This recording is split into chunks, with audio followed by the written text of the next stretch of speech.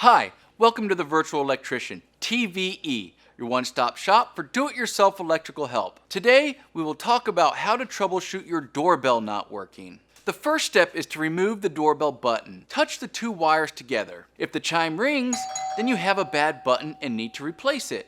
If the chime doesn't ring, you need to find the transformer. The transformer is sometimes attached to a J-box in an unfinished part of the basement.